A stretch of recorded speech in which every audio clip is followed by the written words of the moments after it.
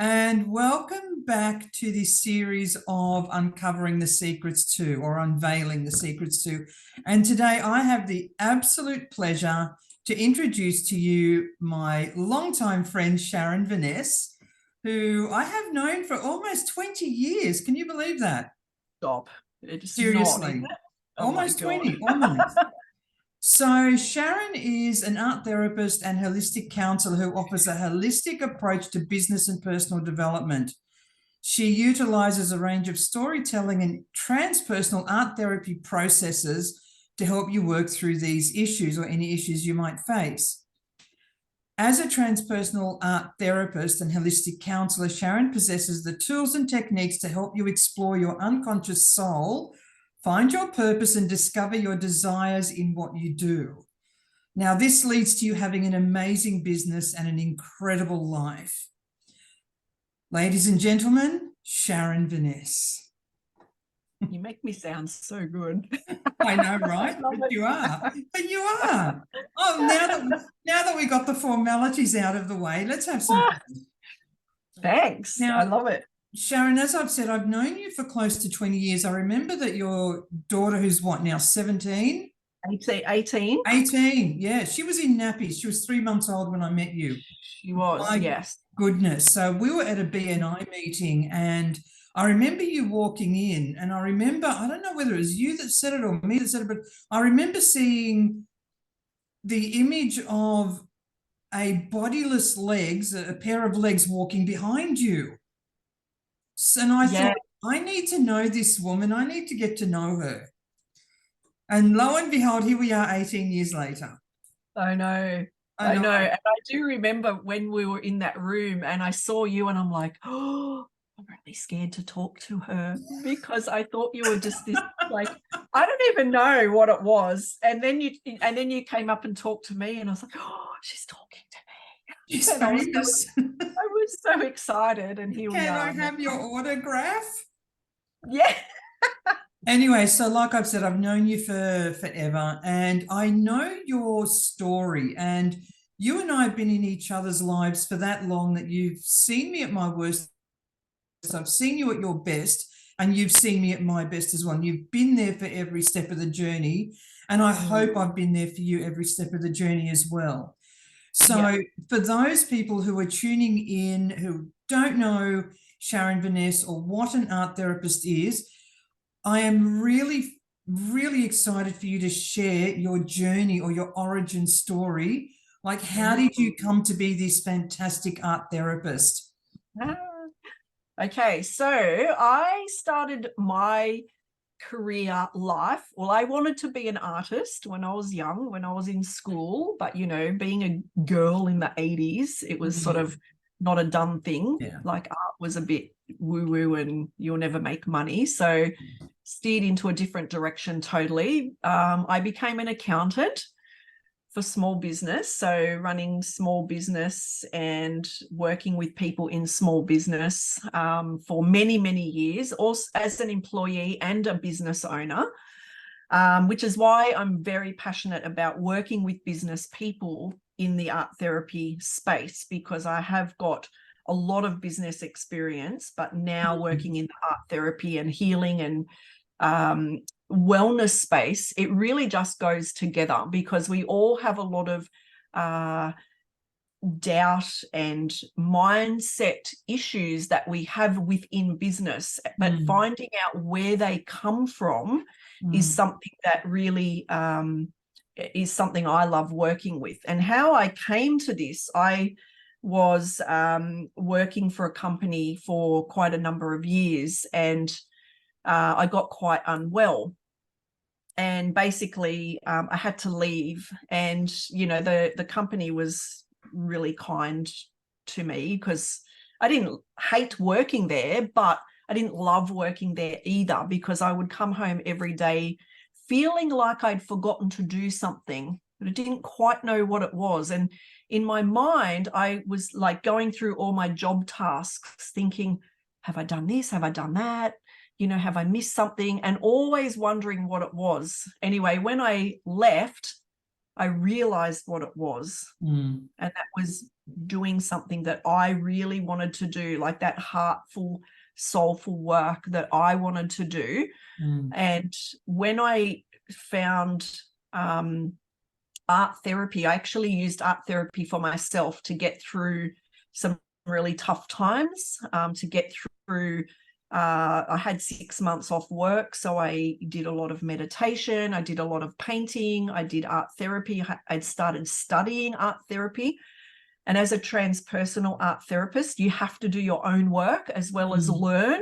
So you uncover a lot of crap, really. It is. You really dig deep into those spaces of why I don't feel good enough. What is my self-limiting belief? What is it that's holding me back? Why do I not feel like I'm good enough to do this kind of work? So really uncovering a lot of those things for me was like this mind-blowing experience. And it really made me understand who I was as a person. And it helped me to then step into that space of the art therapist, because I've got lived experience, because I've got like a lot of, not only in the workplace, but, you know, in personal space, you know, with mental health issues, with, you know, lots of different things that have happened in my life. I don't want to go into too much here, but lots of different things that have happened in my life that I've got experience with. I was able to go back into those places to form some part of healing to bring me out the other end, so that I can now stand in my space and really help other people. Yeah. Now I've experienced your work, and you've taken me through a few of your programs when it was in the beginning stages, and that was so helpful for me, because at the time, I get where you're at. Because when you told me you were going to become an art therapist, I'm like, art therapist? I don't know how those two things go together. But once you took me through your programs, I went, For me, it was like activating both parts of my brain, the thinking part and the creative part. And the art is where the creative part came in for me. So for those that don't actually, or in the same boat of what the hell is an art therapist, tell us, what is an art therapist? Like, what is it that you specifically do when you're in a session with a person? Yeah, so it's getting people to look through a different lens. So if you go to a counselor or a psychologist, and not to put them down because they are amazing practitioners, but, you know, they'll say to you, how do you feel today? What's wrong with you today? Or, you know, what are you feeling today? Sometimes you've got no bloody clue how you feel. Yeah. You might feel like shit. Well, what does feeling like shit mean? Sorry, I'll swear. No, I do swear. But what does feeling like shit mean? Like, what is that? You know, are you angry? Are you sad? Are you unhappy? You know, what is that? So some people can't articulate what that means for them. And in a talk therapy situation, you know, and I have it here, you know, people go, I don't know how I feel. I just don't feel great. I don't know what that means though. So then we use art because, you know, as you said, left, right brain. A question like, how do you feel, is that thinking brain. And you're thinking, how do I feel? I don't know how I feel. Why do I feel that way? And then you start to question yourself. When you go into that creative brain side, you let it flow. It just flows because your body knows what you need. Your body, your soul knows what you need. So it's like a lot of mind, body, spirit connection. I call it mind, body, soul connection. And transpersonal art therapy is looking at that unconscious part of us, the part of us that knows what the answer is, but we just have not connected those two parts together yet. So by doing the art, you'll create something and look at it, and it will be you'll look at it and think, okay, that means this or that, you know. And there's obviously like questions that I delve into through the art to ask about, what does the art mean? Is the art talking to you? Why did you use that color? But when you start to create images, it can really start to uncover more. You'll start to say words like, I've worked with a person recently where we did some little splotchy bits of paint, and you just look at it and the word relax came to this person. And so then I pick up on those words and say, what does relax mean to you? It means blah, blah, blah. And is that happening in your life now? No, it's not. So what could you do now to relax? So we can really just open up different avenues of conversation that you never expected. Yeah. Another example where I worked with a younger person, like a teenager, and we did watercolor painting. And this girl was, you know, painting a face. I said, just paint your face. Paint your, not your actual face, but paint a face. And in the painting process, she was getting like quite agitated because the colors were all melding together, because watercolor, you have no control. Yeah. And I said to her, how was that process for you? And she said, I didn't like it. And then when I asked her, she said, because the colors were touching and I don't like people touching me. So then there's an uncovering. Then there's an uncovering. Yeah. Why don't you like people touching you? Because this girl has a sensory issue. Yeah.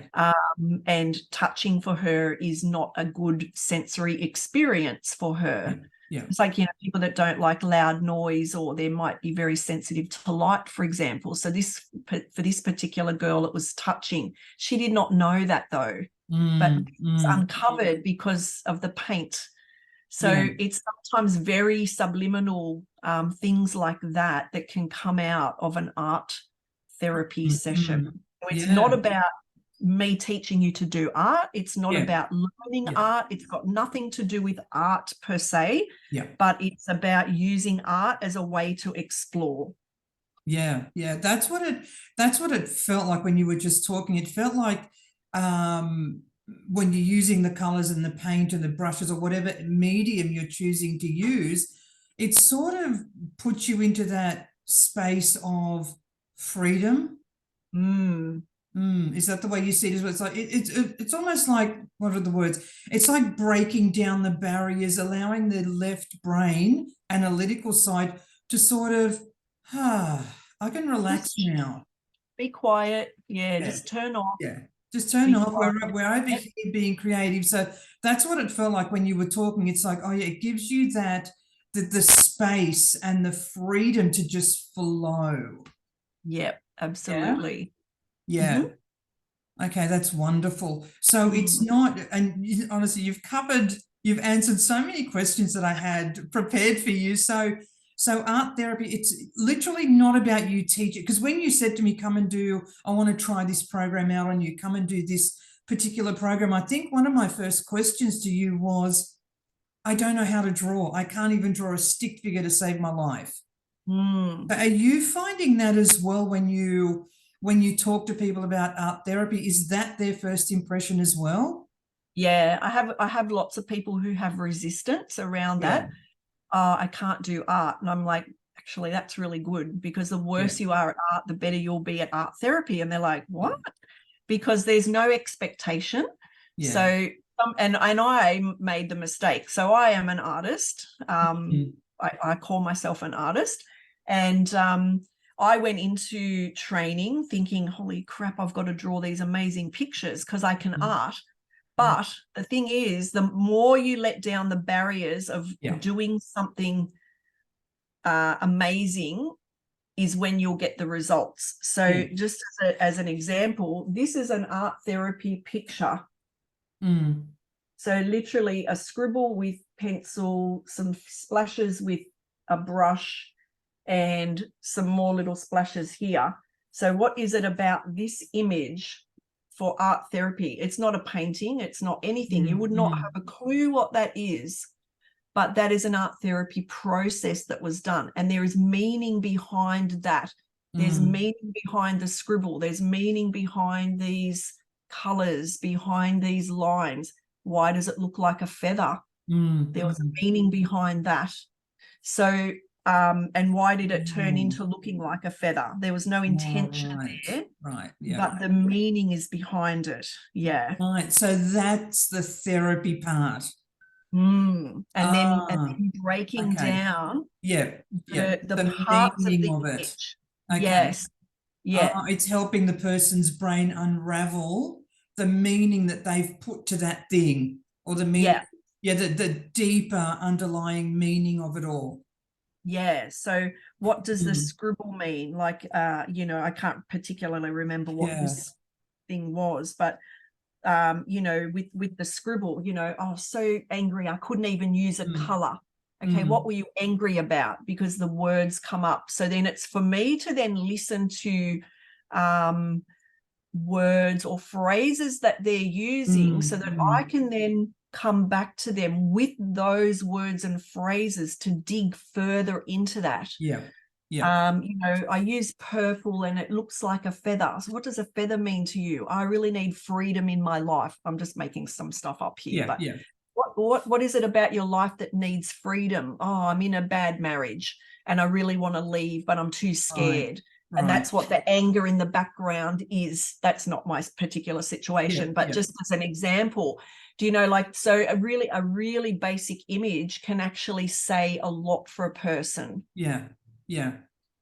That's amazing. That's it. Yeah, I'm just remembering the sessions that I had with you. And I think one of the big things I got out of working with you on, you know, the process that you took me through was, it doesn't have to be perfect. Color outside the lines. Yes. Use color. That was a big one, is use color.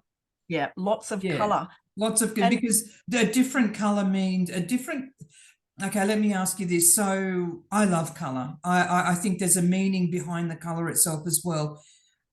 When you're working with your clients, does a particular color, what am I trying to ask? Like, does a color represent something in their brain as such? Maybe. So I would never ever put any meaning of my own onto a color. Okay.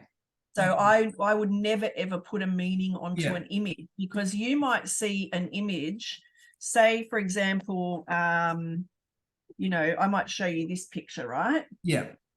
And I did paint this, and you might go, oh, that's a really good painting. But that painting for me was fear. I was about to have an operation and I was shit scared about this particular operation. So I painted my feelings on paper. So it's very splotchy. It's very, you know, some people might go, oh, I love that picture. For me, I look at that and I remember what it was for me. So it's not necessarily a great photo for me or great drawing for me. So by a person putting a meaning onto an image doesn't always have the result. So it's really up to the client to make their own determination. That's right. They might paint black, but you know, I guess black's a dark color and it might mean sadness or depression, but black for them might be you know, a portal to happiness, for example. So, and that might be a great color for a client, but and that's where if we as practitioners start putting meaning on things, it can really impact what it means for the client. So exactly. So they come to their own aha. So you're not actually implanting suggestions in their brain as such. No, not at all. Just asking lots of open-ended questions to get to delve deeper and deeper and deeper. Wonderful. Yeah, because all my sessions are now coming back to me and exactly what I remembered. And like I said, the biggest aha for me was, doesn't have to be perfect. Color outside the line. Who cares? No one's standing next to you like in 6th class with the nuns and their big stick, ready to hit you if you did something wrong. Yeah, that's it. Wow. And this is the thing. Now that you're saying that, you know, you've associated the coloring outside of the lines with the nun standing next to you saying something was wrong. So is it now that you're working in perfection mode in your later life because that's what happened to you in your younger life? Oh, possibly, so able to give yourself permission now because you've actually uncovered that. Yeah. Giving yourself permission now to work outside the lines, because it's actually okay. Nobody's going to smack you with the ruler anymore. Oh, It's those like a belief. nuns did a job. I know, but it's a belief system Yeah, that it we take is. Yeah. through with us, right? And we that's don't, yeah, people don't know they have that belief system. This is the thing. no. They don't know the program in their brain that's operating behind the scenes for them. So Correct. the more you talk, the more I'm feeling there's freedom in this. Like A lot there's of so freedom. much freedom in this form of therapy. So much. Wow. So much. Yeah. Like if you want to paint with Wow. your hands, Yeah. what is it about that? Yeah. Maybe you as a child were never allowed to be messy. Yeah. You Yeah. might have had a very controlling mother that never allowed you to make a mess. Mm. And in that control, you've now become a controlling person. And maybe you just need to let go and paint with your fingers and get it in your hair and get it all over your body. Yeah, because and then feel it. And then I think the next step for me would be feel it. What does that freedom feel like now? Yeah. And that's where the healing is. The healing's in the discovery. Because what you don't know is still broken almost. I hate to use that word, but it's what you don't know is still broken. Yeah. Once you know what it is, you can fix it or mend it maybe or make it better. Doesn't always have to be that you're going to fix it 100%, because you know the brokenness is still there, but it's acknowledging it and being okay with it. Yeah, and then having the strategies then to do something about it. If you're okay with that, then be okay with it. But if you want to move beyond that, then do they come up with their own strategies to move beyond the stuckness? Or do you help them uncover what that is? I can help them uncover what that is, because a lot of our crap comes from childhood, particularly as business owners. A lot of stuff comes from childhood. Oh, you're not very good at that. Oh, you're not very good at singing. Stand in the back row.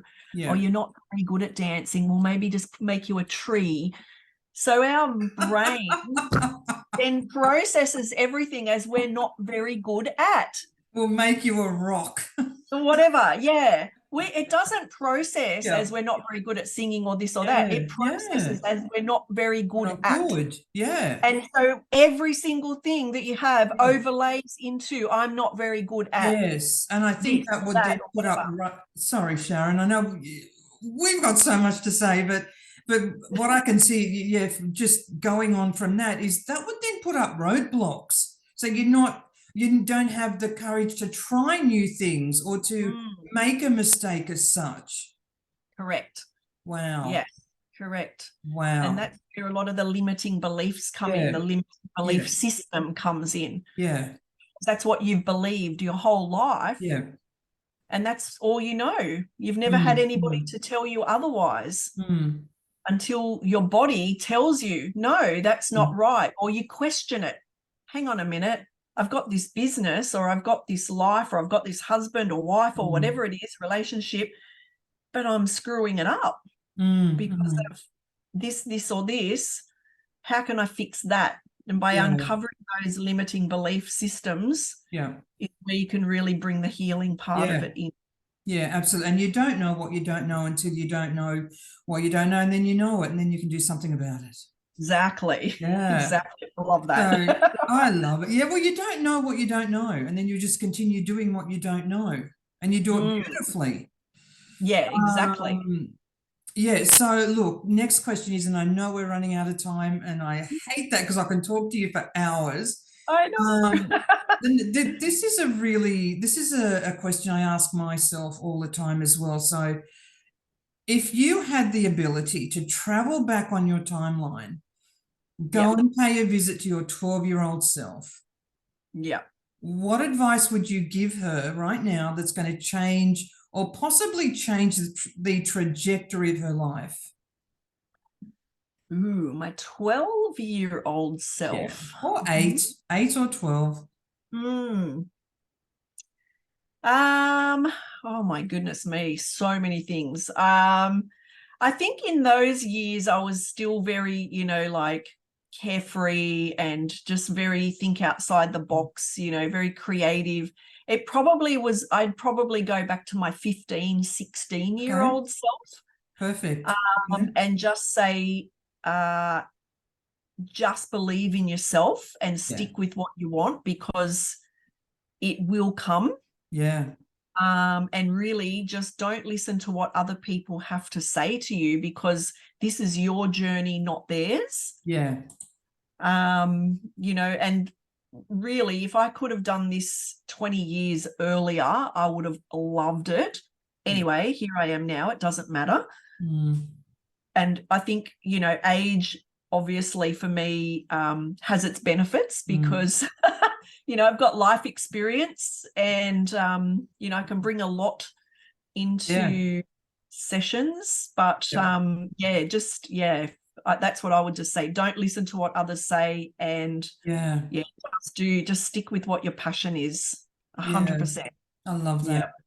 I love that. I wish somebody had said that to me when I was 12 or 8 or whatever it was. But yeah, like you said, here we are, and we've got the wisdom of the ages behind us now to be able to deliver what we need to deliver with power, with integrity, with strength, and with purpose. It's like I know what I know, and I know who I am. I think actually that's what I would tell my 12-year-old self. Yeah. Yeah. And trust this. Like, you've just trust this. Trust it, that you've come into this physical plane already fully equipped. Yes, fully equipped exactly. with what you need to succeed in life. And coming back to where we started was that mind, body, soul connection. Is the soul knows what it wants. Yes. It's connecting the mind and the body back to that. Yeah. And it's that disconnect that really stops us. Yes, exactly. That's what art therapy does, is it connects all of that back together again. Yeah. I love that. Thank you. Thank you so much for what you're doing. Thank you. Okay, so this is going to go up on YouTube. I'm going to be promoting it on the Facebook pages, and I'm going to be putting links to how people can contact you. Beautiful. Okay. Thank you. No problems, mate. No problems. So any last words before we stop this session? Just trust yourself. Be creative all the time. And just follow your heart. Know that your unconscious part of you knows what it needs. Tap into that, or find a way to connect with that. Talk to me. I can help you, of course. Yeah, exactly. And color outside the lines. Yeah, life is colorful. Just go crazy. See my little zebra there? Yeah. So you can see it's all different colors, because life's too short to be black and white. Okay. I love black. That's the meaning behind that story. Yeah, I love that zebra. Yeah, life's too short to be black and white. Absolutely. Absolutely. So much more of this. I can still see my brain just going freedom and just expanding on my right hand side. After what we talked about. So thank you so much, Sharon. Thank you for giving of your time. I so appreciate it. And I will absolutely chat to you soon. You will. Bye. Bye, darling.